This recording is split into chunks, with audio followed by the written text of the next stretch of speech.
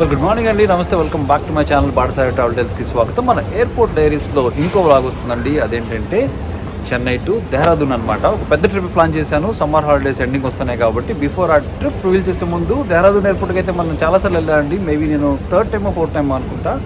So ticket cost ఏంటి, segment ఎలా ఉంటుంది అన్ని డీటెయిల్స్ ఉంటాయి. ఇన్ కేస్ కనుక మీరు మన ఛానల్ ఫస్ట్ టైం చూస్తుంటే లైక్ చేయండి, షేర్ చేయండి, సబ్స్క్రైబ్ కూడా చేయండి. Let's get to the travel vlog now.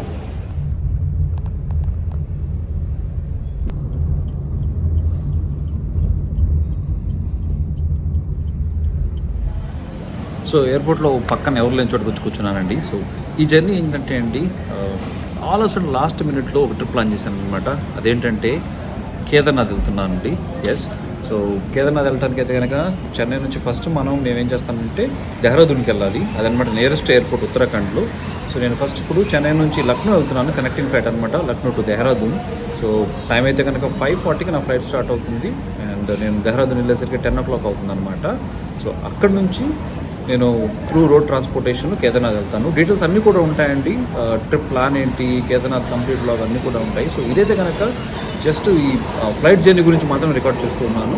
And ticket అయితే కనుక నాకు ఒక 2 days బ్యాక్ ముందు నేను బుక్ చేశానండి. నాకు ఒక 9,000 వరకు టికెట్ పడింది కనెక్టింగ్ ఫ్లైట్. చీపెస్ట్ టికెట్ అయితే కనుక 1 or 2 కనెక్టింగ్ ఉంటే కనుక అవి 7,000 వరకు అలా ఉన్నాయండి. కొంచెం తొందరగా వెళ్ళాలి కాబట్టి మన దగ్గర టైం తక్కువ ఉందని చెప్పేసి నేను కొంచెం క్విక్గా ఉంది అయితే కనుక తీసుకున్నాను. టోటల్ జర్నీ టైం అయితే కనుక 4.5 hours చూపిస్తూ ఉంది. 9,000 rupees లాస్ట్ ఈవెంట్ కాబట్టి కాంట్ ఎక్స్పెక్ట్ మచ్ అండి. ఇది కూడా ఇండిగోనే అనమాట. సో లాస్ట్ ముంబైలో మీకు ఎయిర్ ఇండియా చూపించాను, ఇప్పుడైతే కనుక ఇండిగోలో వెళ్తూ ఉన్నాము. సో మేబీ లక్నోలో ల్యాండింగ్ అయ్యేటప్పుడు, లక్నో అయితే కనుక ఫస్ట్ టైం వెళ్తూ ఉన్నాను. ల్యాండింగ్ అప్పుడు కనుక వ్యూస్ ఏమైనా ఉంటే మీకు చూపిస్తాను.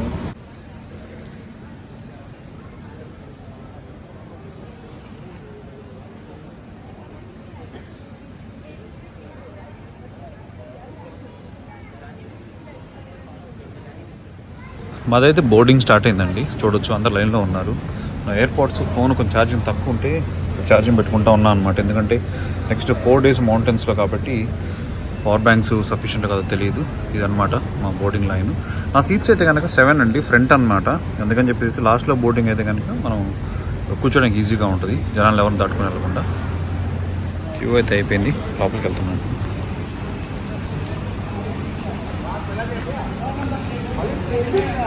సో కనెక్టింగ్ ఫ్లైట్ కాబట్టి మనం యూపీ వెళ్తాము, లక్నో, అండ్ దెన్ అక్కడ నుంచి ఉత్తరాఖండ్ అనమాట. సో ఒక కొత్త ఎయిర్పోర్ట్ కూడా ఎక్స్ప్లోర్ చేసినట్టు ఉంటుంది మనకి.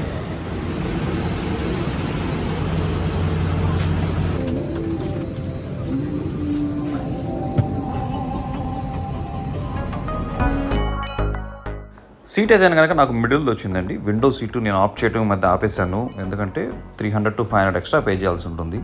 అంత పెద్ద ఎక్సైటింగ్ ఫ్యాక్టర్ కూడా కాదనమాట. కొన్నిసార్లు ఆటోమేటిక్గానే వాళ్ళు విండో సీట్ అసైన్ చేస్తారు. నా ఫ్లైట్ అయితే 5:40కి, చెన్నైలో ఆల్మోస్ట్ మేము టేక్ఆఫ్ చేసేసరికి కూడా 6 o'clock అయిపోయింది. ఎయిర్లైన్స్ ఎప్పుడైనా కూడా వాళ్ళు టైం ఇస్తారు కదంటే, ఆ టైంలో ఎక్స్ట్రా బఫర్ టైం అనేది పెడతారనమాట. సో లేట్ అనేది అవ్వకుండా.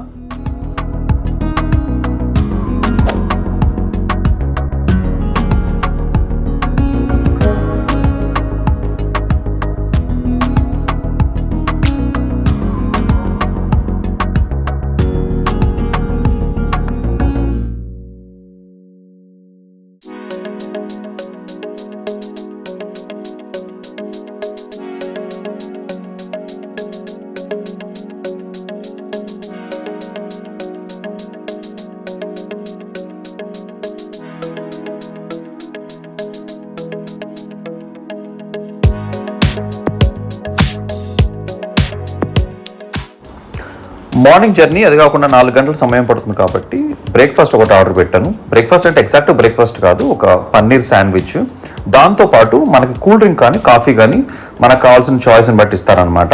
దీని కాస్ట్ అయితే 400 అండి.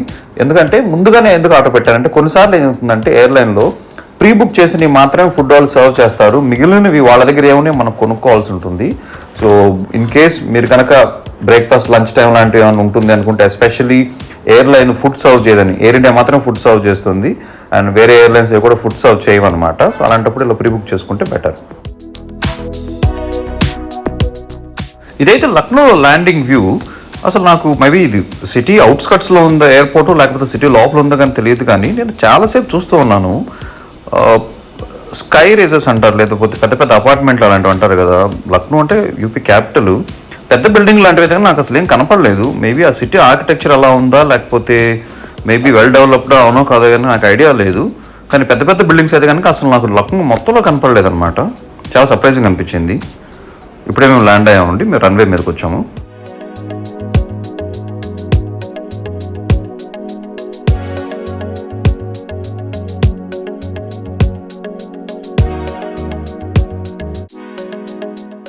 నాన్ స్టాప్ ఫ్లైట్లో 2 రకాలు ఉంటాయి. ఒకటి ఏంటంటే లే ఓవర్ ఉంటుంది, సెకండ్ అయితే కనుక కనెక్టింగ్ ఫ్లైట్ అంటారు. సో లే ఓవర్ అంటే ఏంటంటే మనం మధ్యలో స్టేషన్ ఉంటుంది కదా, లెట్స్ టేక్ ఎన్ ఎగ్జాంపుల్, ఇప్పుడు లక్నోలో ఆగింది కదా, నేను అక్కడ దిగాల్సిన అవసరం లేదు, వేరే దిగాల్సిన ప్యాసింజర్ వాళ్ళు దిగి మిగతా వాళ్ళు ఎక్కుతారు, నేనైతే మాత్రం నా సీట్లోనే కూర్చొని ఉంటాను. కనెక్టింగ్లో చేంజ్ ఓవర్ ఫ్లైట్ అయితే కనుక ఏంటంటే బేసిక్గా మనం ఆ ఫ్లైట్ దిగేసేసి అక్కడ నుంచి వేరే ఫ్లైట్లో మారాలి. సేమ్ ఎయిర్లైన్సే ఉంటుంది, లగేజ్ షిఫ్టింగ్ అదంతా కూడా ఎయిర్లైన్స్ వాళ్ళు చూసుకుంటారు అనమాట. సో 30 minutes లే ఓవర్ అంటండి ఇక్కడ. సో క్యాబిన్ క్రూ చేంజ్ అవుతుంది, పైలట్ చేంజ్ అవుతున్నారు, అందరు చేంజ్ అవుతున్నారు అనమాట. సో 30 minutes లే ఓవర్ తర్వాత స్టార్ట్ అవుతుంది. నా ఎక్స్పెక్టెడ్ టైం అయితే డెహ్రాడూన్లో 10:15కి, చూడాలి ఆన్ టైం వెళ్తుందో లేదో. టైం అయితే కనుక ఇప్పుడు ఆల్మోస్ట్ 8:30 అయిందండి.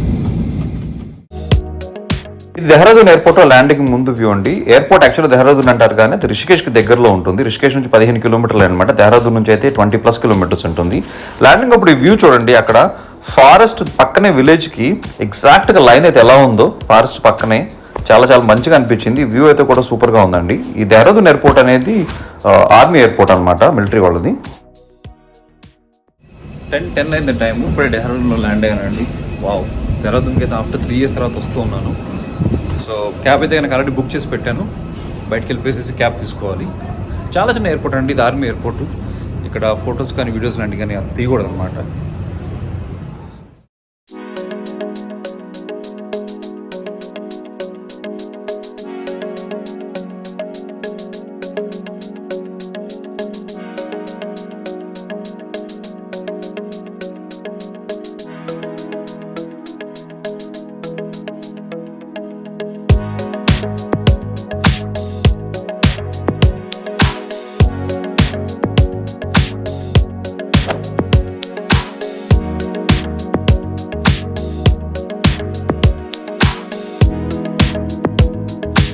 అయిందండి. డెహ్రాడూన్ ఎయిర్పోర్ట్లో అయితే కనుక ల్యాండ్ అయ్యాము. 4 hours జర్నీ తర్వాత ఇక్కడికి వచ్చాను. ఆల్మోస్ట్ 3 years అయింది డెహ్రాడూన్ నేను వచ్చేసేసి. సో ఫ్లైట్ జర్నీ అయితే కనుక సూపర్గా ఉంది. అండ్ కేదార్నాథ్ వెళ్ళాలంటే కనుక నియరెస్ట్ ఎయిర్పోర్ట్ అయితే కనుక ఇదేనండి. అండ్ ఇక్కడ నుంచి మనం బస్సు వేరే ట్రాన్స్పోర్టేషన్ మోడ్స్తో కనుక కేదార్నాథ్ వెళ్ళొచ్చు. సో నేనైతే కనుక ఇప్పుడు ఫస్ట్ రిషికేష్ వెళ్తున్నాను. రిషికేష్కి వెళ్ళిపోయి అక్కడ నుంచి బస్ తీసుకుని కేదార్నాథ్ వెళ్తాను. సో అవన్నీ కూడా మన కేదార్నాథ్ మెయిన్ వ్లాగ్లో వస్తాయన్నమాట. So thank you so much for staying tuned. And in case కనుక మీరు మన ఛానల్ ఫస్ట్ టైం చూస్తుంటే లైక్ చేయండి, షేర్ చేయండి, సబ్స్క్రైబ్ కూడా చేయండి. అండ్ మనం కేదార్నాథ్ మెయిన్ వ్లాగ్లోకి వెళ్తాం. Till then tata bye.